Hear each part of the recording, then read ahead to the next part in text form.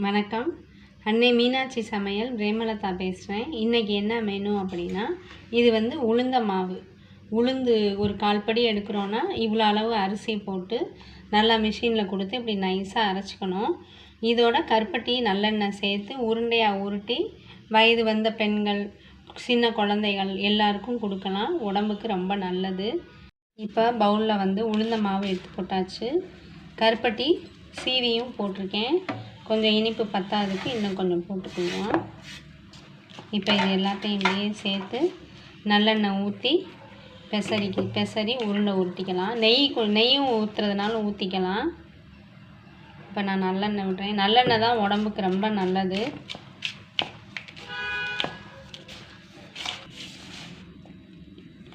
இந்த உளுந்த மாவு வந்து உடம்புக்கு ரொம்ப நல்லது. குறுக்கு வலி, இடுப்பு வலி இவங்களுக்கெலாம் ரொம்ப வலி கேட்கும். சத்தும் கூட.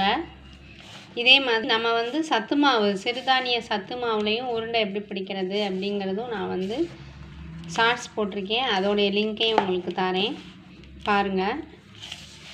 இப்படி ஒன்று சேர்த்து பெசரிக்கிட்டே இருக்கணும். இன்னும் கொஞ்சம் எண்ணெய் வேணாலும் ஊற்றிக்கலாம்.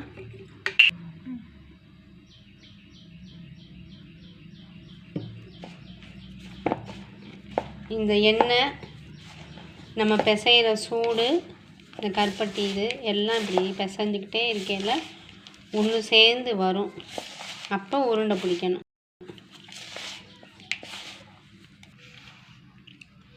இப்போ எல்லாமே சேர்ந்து உருண்டை பிடிக்கிற அளவு வந்துருச்சு. இப்படியே உருண்டை பிடிச்சிக்கலாம்.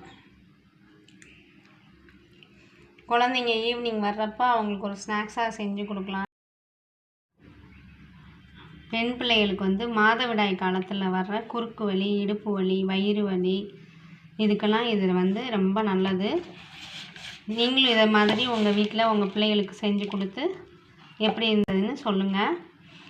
இதே மாதிரி உளுந்து உருண்டை நீங்களும் உங்கள் வீட்டில் வந்து பிள்ளைகளுக்கு செஞ்சு கொடுத்து எப்படி இருந்ததுன்னு கமெண்ட் பண்ணுங்கள்.